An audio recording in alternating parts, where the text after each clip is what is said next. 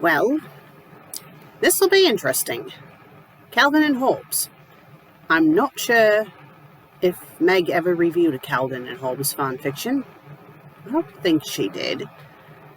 I'm not sure if there's lots of Calvin and Hobbes stories, but today we're going to be reviewing one.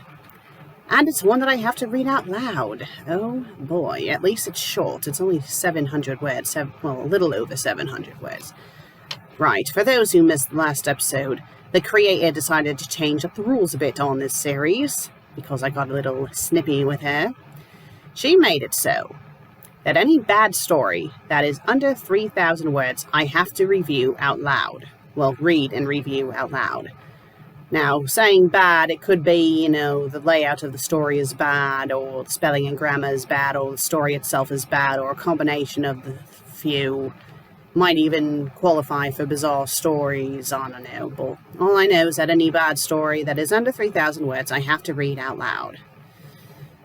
At least today's review is going to be short. And anything is better than what I read last time, because that, oh my god. And I have a sneaking suspicion I will be revisiting that author. I'm not looking forward to it. So, this story is called A Life Spared by Weavergirl. Interesting author name. Summary: in dedication to those who were lost in the Newton shooting, set in Calvin's point of view. Please don't faint. Oh, it's a story about a school shooting. The state that this country is in is utterly ridiculous, and this was written back in 2012. It's 2022, and this is still going on. In fact, it's gotten worse. I don't get it, I don't regret moving to this country, obviously, because if I hadn't moved to this country, I never would have met Meg. But, aside from that, it's a very beautiful country, but my god, it's so bloody fucked up. It's so fucked up. And it's very hypocritical, too. That's just my opinion. But anyway, we're not talking politics or about this country, we're talking about this story. So, one thing that tells me already that this is going to be a headache to read is the layout of the story. Take a look.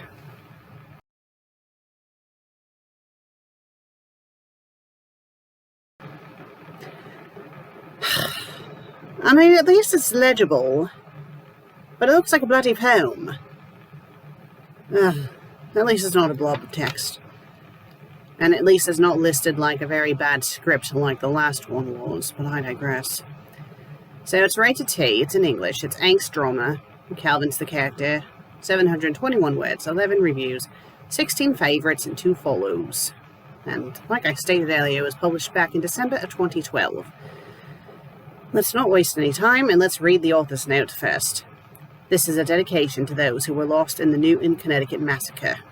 To start off, I don't know why people do these things, especially in places where children are sent to learn and grow.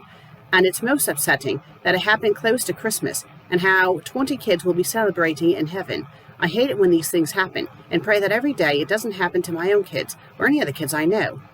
I put this in the Calvin and Hobbes category because they are mostly known for poetry, and after talking with a friend about this idea, the comic came to mind. Please read and say a prayer for those who are in need of comfort after such a tragedy. So I guess it is supposed to be a poem. I don't think fanfiction's a fan of poems, but whatever. Let's get started. Mum sends me off to school, despite I put up a fight. I didn't know that once I got home, she was going to hold me tight. The day dragged on in class, and I let my mind wander. The last thing that was on my mind was that I could have been a goner. When math came, that's when my imagination sprang, and I shot out onto the playground. Minutes later, I heard the first bang. Their screams and cries for help, coming from inside. Teacher hid their kids, though some sadly died. More gunshots rang through the air, and out of fear, I hid behind the slide. My heart racing with shock and despair, I crouched low, covering my ears, tears falling from my eyes, trying to drown out the horrible sounds of gunshots and painful cries. I didn't know how long it was until I saw the police arrive. Investigating what madman caused all this, and tending to those still alive, I ran over to Susie, thankful to see my class had been spared. Seeing me, she hugged me tight. I didn't think she cared. The shooter was dead, having committed suicide. I didn't know about anyone else, but I'm glad the psycho died. We were sent home to our families, who were no doubt worried sick. As the bus drove down the road, I began to think of life and how it could end so quick.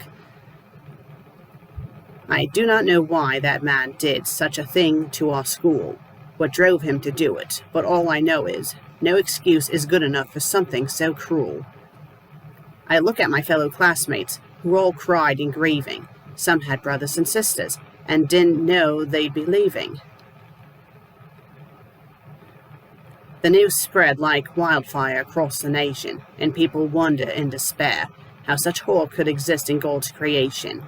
The bus stopped at my house, and Mum rushed out the door, not waiting for me to walk off the bus, grabbing me, crying and crying more. Despite how much trouble I caused and turned her hair grey, she held me tight and thanked God over and over that I was okay. She held me until Dad came home, and he did the same, holding me and telling me how much he was thankful that I survived the day's danger that came. They allowed me to sleep in their bed that night, still worried about my well-being. And I took the offer, for my heart was still filled with fright. My tiger curled up beside me, also happy to see that his best friend in the world made it through the tragedy.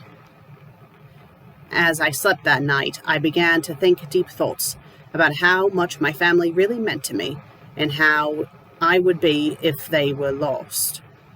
I held my friend tight, snuggling close to my mum and dad, thinking about the parents who lost their kids, knowing they were facing a merciless level of sad. The presents they had bought for their daughters and son, never to be opened that Christmas morning, for they were some of the lost ones. I cried in my sleep, thankful for being saved, and given the chance to see another day, and spared from a premature grave. I will remember this day as long as I live. And now I realize it's true when they say, you don't know what you've got until it's gone. Okay, I am breaking character. Susan's taking a back seat for the rest of this episode. This is now the creator talking. I don't know why this was requested to me, to be honest, because it's, well, first off, it's a poem. It's not a fanfic. It's a poem. And it's relevant to what's been going on in today's society, but this is not a fanfic. Do not send me stuff like this in the future, please. Thank you. With that said, it wasn't bad. I mean, there were some parts of it where, as a poem, it didn't really flow well because, it would have a good start and then, like having it rhyme every other word, and then it would just kind of change after a while. But then again, I might be wrong about that. I haven't read poetry in quite a while, but there were parts of it where it didn't really flow that good. But, aside from that, it was a good, it was good overall. That's another reason why I don't know why this was sent my way, because this isn't a bad, it's not a fanfic, so no matter what it's in fanfiction.net, but I'm sorry, I don't consider this a fanfic.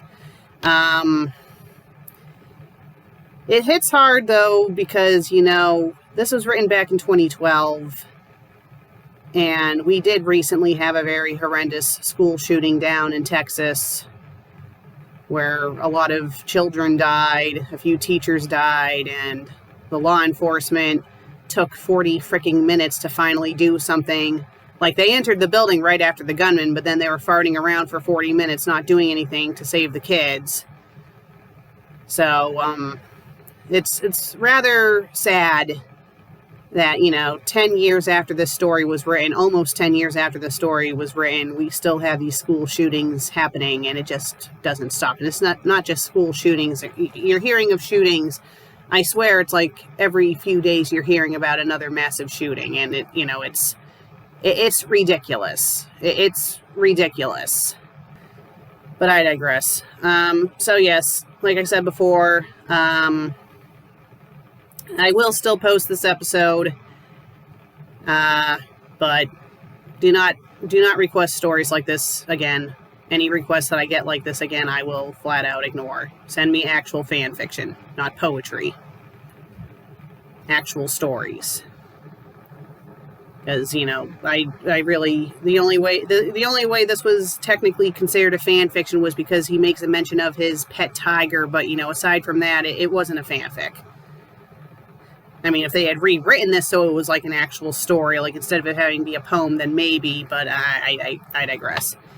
Well, thank you for watching today's episode. Susan will see you next time. Bye.